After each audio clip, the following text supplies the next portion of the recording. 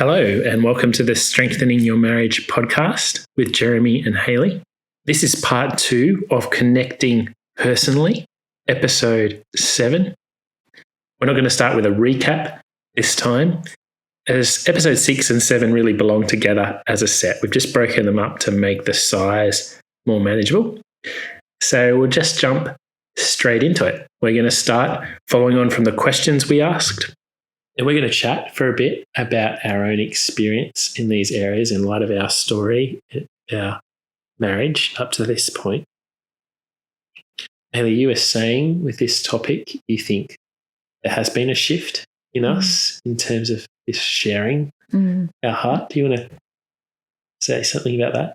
I think it's probably a lot related to trust, which we've talked about before, that enables that kind of sharing. And I think as the trust has grown, we've opened up more with each other. Yep.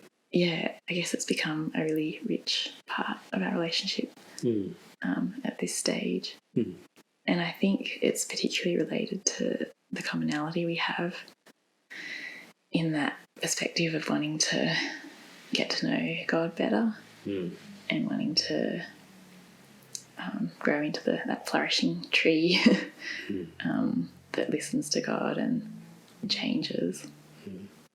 And I think because we share that, we've connected a lot over that. Yeah. Did you have other thoughts? I think that's helpful. I mean, that is really the core of it. I guess this is a fairly common image that's thrown around, but it's the idea of kind of like a triangle where God is the point at the top and a husband and wife are the other 2 points, but they're both moving toward God. And so as they do, they're getting closer. Yeah. But it's having, I think, God at the center. I can't think of anything stronger to motivate or give your relationship direction. Yeah. And I guess that's where we started this podcast, was that our conviction is actually that our greatest hope for our marriage is the fact that God is not finished with us. He's not content to leave us where we are, but he's absolutely committed to changing our character and to working on our character. And it's because of that there's hope for our marriage. Yeah. I guess just thinking of some advice that we were given in some pre-marriage counselling that we had that I think was helpful, and it has maybe taken on some form and shape in our marriage, has been often Christians are encouraged to do their daily devotions together, to read part of the Bible together and to pray. And the pastor that we met with, his take on that was, actually don't beat yourself up about that. Lots of couples find that really, really hard. And I think the worst thing you'd want, is what he was saying, is for that to be a mechanical tick box thing. And actually that's not necessarily a measure of godliness. Is if you're actually engaging with good things, whether that's listening, reading, the best thing you can be doing is kind of what we're talking about. It's sharing your heart with each other, sharing what God is teaching you. It's having those conversations that are the critical part, not necessarily the form that's maybe held up in Christian or church culture as the necessary thing to be doing. I guess kind of related to that, we've been doing a few different things, but some friends of ours have done a marriage course through the Anglican Church, and one of its recommendations is connecting over a minimum of 20 minutes together every day, trying to have that. And we've never really had that as a rule as such, but I think as good things started happening and change started happening in our relationship, it's just become very natural that that would be a minimum. We don't have to structure it in. At the end of the day, we just want to hear what the other person's day has been and feel in what our day has been and the things we're thinking about. And it just kind of happens. It's become a rhythm of life. But I think if that's something that you're struggling with, if you struggle to fit in 20 minutes per day, I think that is a really helpful, concrete suggestion to try and build that in as a structure. And you need to start somewhere, and that's a great starting point. I guess for us, we've read different things over different times, and in terms of engaging with the Bible, it's really looked quite different from season to season. At the moment, we're reading through a helpful companion.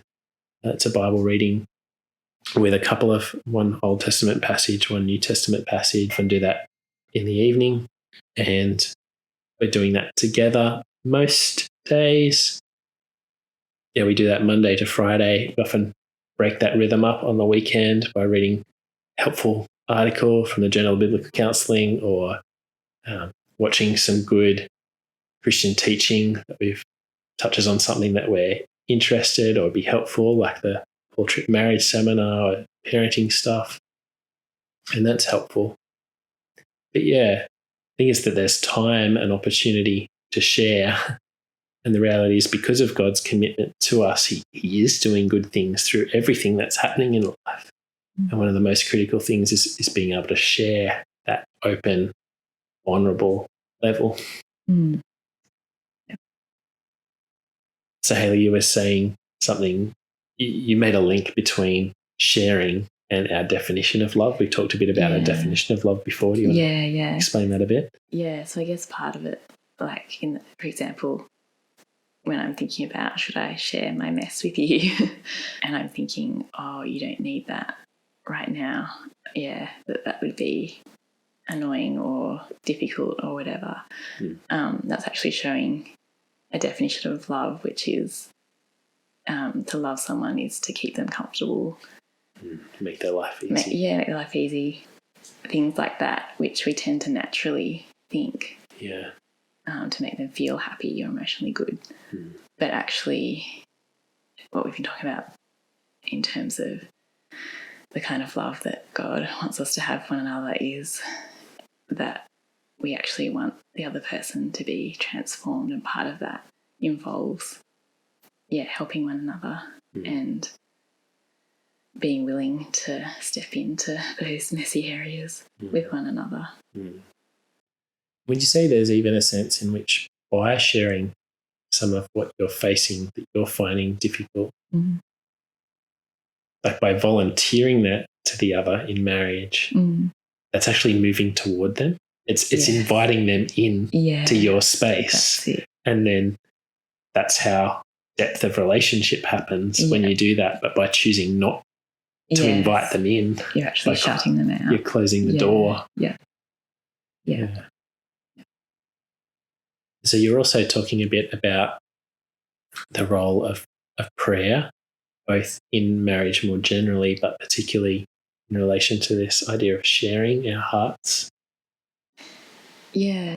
The first thing that came to mind was we talked before about the fact that we needed sight and the ongoing need for sight. That oftentimes we just can't see the issues. We can't see clearly. We don't know where to go or what to change or what the problem is even. And I think that's a really key thing, is that without God's help, we can't get anywhere with this stuff. We can work all we like. And so talking to God and asking him for help is a really key part in all of this. So if you're listening and prayer is just like a religious word to you, I guess one way to think of what we're talking about is what we're talking about horizontally in relationship between husband and wife. It's the fact that God shares himself. He discloses himself. He tells us about himself in the Bible. We actually get to know him. We read what he says and we track him. We get a sense of what's important to him. We feel what he feels. We value what he values. And then he invites us to speak back to him. And he's also impacted by us. And prayer is this personal, deeply personal dynamic where we're speaking to God, where we're in relationship with him, much as we are with our spouse. And I guess for us, I said before that we might not follow, a particularly rigid formula for ways of reading the Bible and praying and sandwiching that together as if that's somehow the pinnacle of what it means to be a Christian or to have a Christian marriage. Nonetheless, actually praying together has been tremendously helpful for our marriage.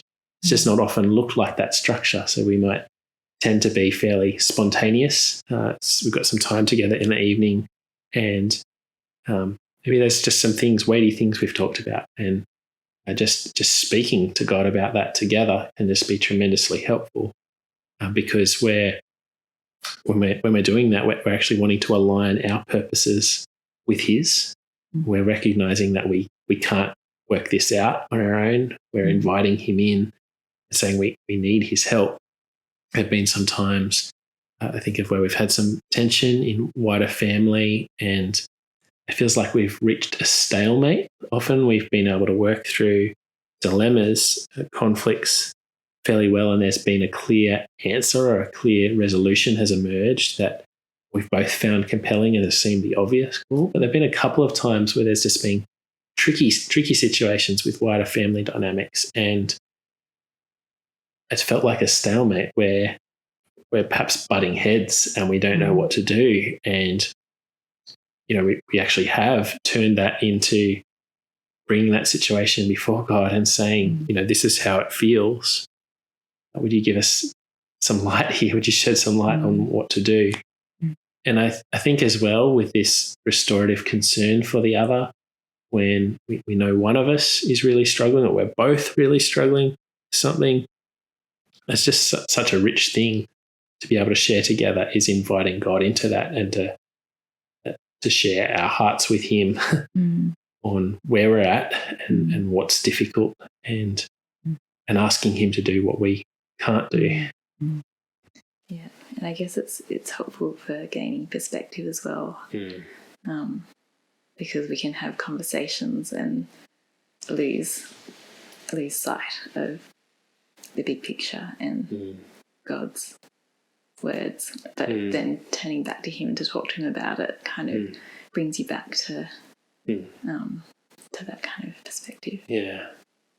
One of our problems in life and the very nature of sin, of this self-focus, is that if you think of it like the scene of a movie, is that as things are unfolding, or as we interpret what's unfolding, what's happening to us and the trouble we're facing, it's like God is actually in every scene.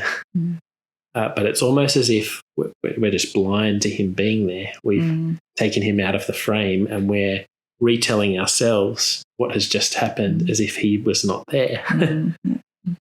And one of the helpful things that prayer does by praying together, we're recognizing that He's actually very much in the frame and we're relating to Him in light of what He's said to us about Himself, about who He is, in light of His promises to us. And we're asking Him to be that to us in that moment, to come through for us when we're not sure we can come through, when we're not sure what the solution is or what the way forward is. Now, in terms of tracking, Hayley, I'm thinking of a season in our marriage. I've spoken of the time we've been at college, and you've actually mentioned to me before that even before that, when I was doing some ministry training back in Newcastle, I was very preoccupied. So I would just have my mind on one track. And I might be okay about telling you about my day.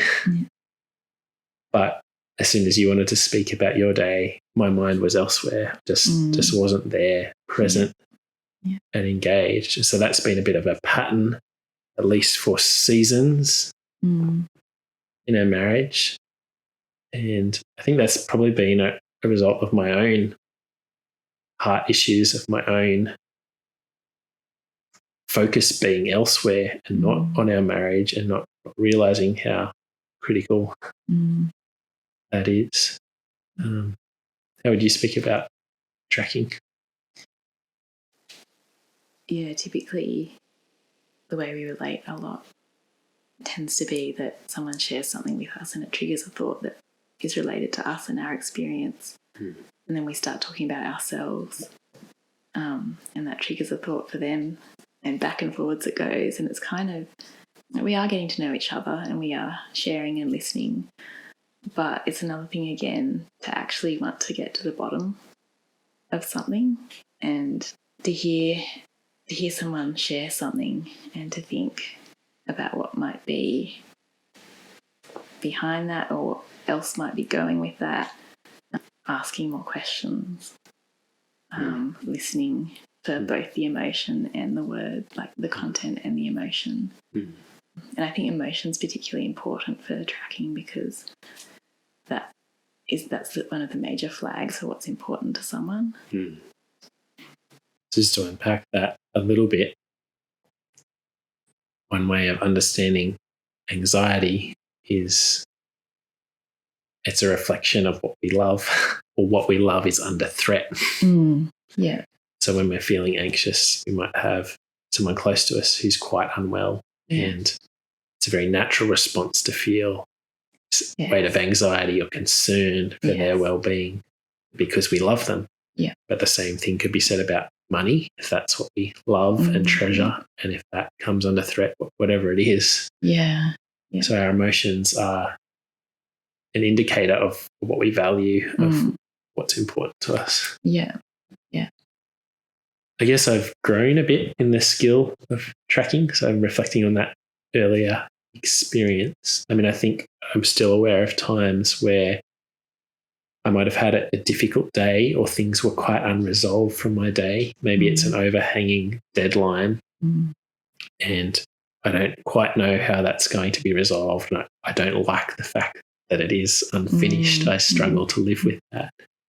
And so sometimes that can be playing out and maybe you've had a particularly rough day and I might be hearing things that you're saying, but I'm not fully there. I'm still a bit elsewhere. But on the whole, I'm probably getting better at tracking you, you say? Yeah, being present, I guess, is a key thing. And you've definitely grown a lot in being present in the moment. Yeah, not having your mind elsewhere. Okay. So anything else you want to say about us and what trackings look like, particularly for us? Yeah, so I guess I've had the privilege of some of your counselling skills. That oftentimes there's, like if I've been struggling with a particular issue, that to have you sit down and draw me out and ask probing questions and make gentle comments, that's actually been extremely helpful. And not just helpful, but it's really built our relationship and built a lot of trust, that kind of relating. So that's been a real blessing in more recent time. I think back before I've done some of that more helpful study that I've done, and some of the comments were before we came to Sydney were when I was out involved with someone for an extended period in terms of my ministry with the church. You often felt like maybe they had the best of my attention or I was particularly engaged with them, but I was not relating with you in the same way. Like you got a bit jealous perhaps or envious of if only that was the dynamic in our marriage. But I think part of the fruit of what God has been doing in us is that's flipped and the other way so that is more the default or becoming the normal pattern for our marriage, and then other people are an extension of that kind of dynamic.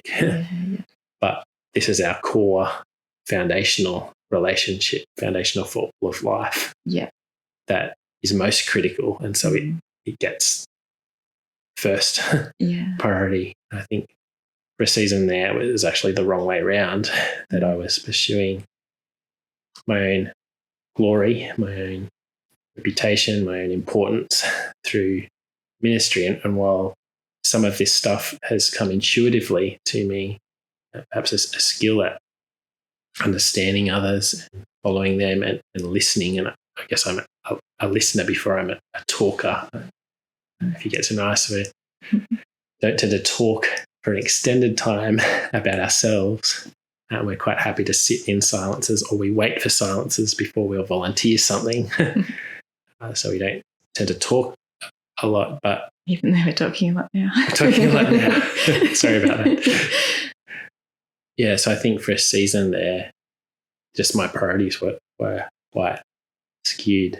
But I just think this idea of being personal is just such a rich idea, and knowing that that's who God is and what he's like, and then that shapes all of our relationships of being impacted by others. There's a quote by Benjamin Warfield, and a guy who lived back around 1900, I think, and he speaks of this path of following Jesus, of knowing him, and the fact that we're so involved with those around us that we don't just live one life, but 1,000 lives, because we actually feel the joy and the pain of those around us. We're so involved with them that it's almost as if we live multiple lives. We live through their lens. Obviously, there's a costliness to that. There's a self-forgetfulness, a self-sacrificing that goes with that. But at the same time, part of me thinks that's just so rich. I wouldn't want to live it any other way than having people on your heart. Like, I feel like God's wired us to live that way, and certainly in marriage, it feels like the richest paradigm, the richest way to relate to one another. Yeah. I guess just one illustration of when you're not tracking is having a conversation with someone. You kind of test the water of whether they're going to be trustworthy with responding helpfully to something that you want to say and you want to get off your chest. And you take a small step and you see how they respond. But sometimes I've had people actually jump in and assume they know where I'm going. And sometimes maybe they've been on track, or maybe they've actually been a bit off track. But because they've jumped in and not given me more space to kind of process or tease out what I'm thinking, I've actually felt they've missed me. And I go away from the interaction and I've still got those things on my chest. And I go away feeling, I've been a bit misunderstood here. I guess that's what it feels like when someone hasn't tracked you well. They haven't given you enough space to actually hear what's important. What's important has still been stuck on your side, and you've not had the opportunity to share it. And sometimes I think that's a danger. It's actually jumping in too quickly, or perhaps it's wanting to save time or whatever it is. But by kind of finishing someone else's thoughts for them, can actually assume you know what they were going to say or where they wanted to go, but shut down the opportunity for that kind of personal connection. Yeah. And the reality is you can't shortcut relationships, that they do actually just require time. Yeah. And it does take time to draw someone out and to ask clarifying questions and to actually understand, especially when you're quite different. Yes. It does just take time, and there's no way around that. Yeah. But it does yield a really rich benefit if you do put in the time. Yeah, it's interesting. There are a couple of other things that come to mind when talking about this. One of them is Eugene Peterson talks about the value of small talk.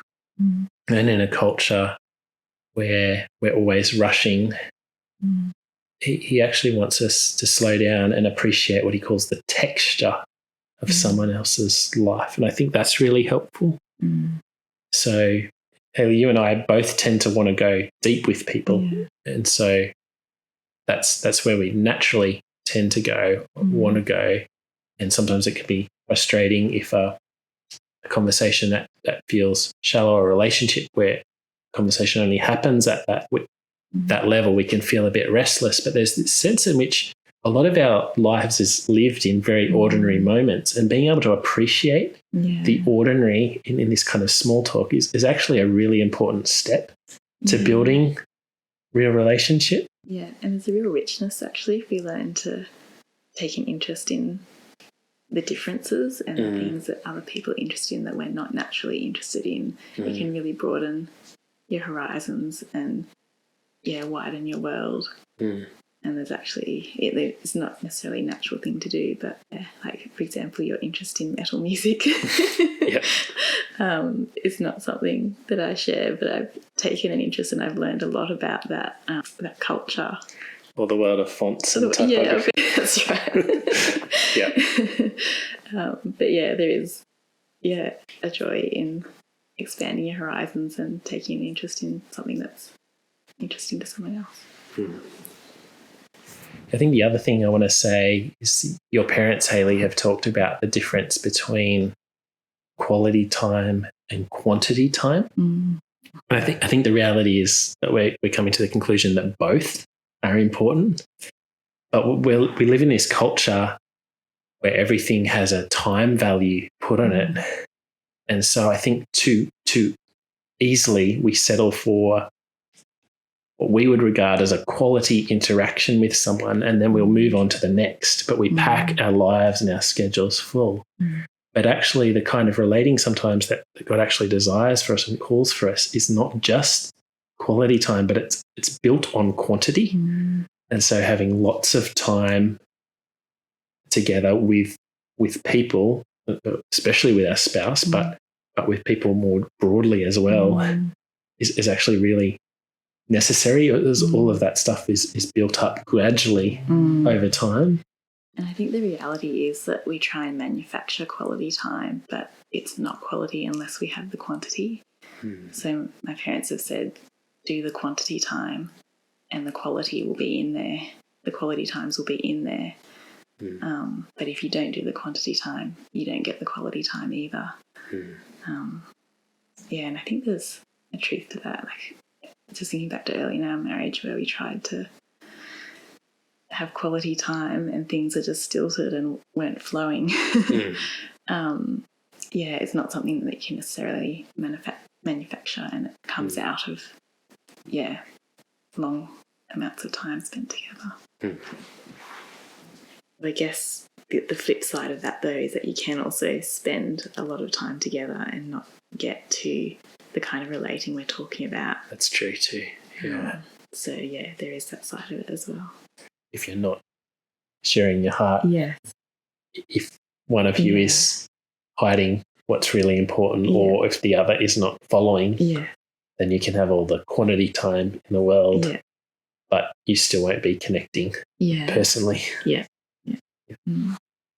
As we move towards a close, I want to share those questions with you again, where you can apply the kind of things we've been talking about and evaluate where you're at in your marriage and perhaps what a next step forward might look like for you, both in terms of sharing and increasing your ability to share your heart with your spouse, and then in terms of where you're at in tracking, in learning to follow what's important for your spouse. The first question was, if you picture a spectrum where being a closed book is on one side and sharing everything is on the other, where do you see yourself?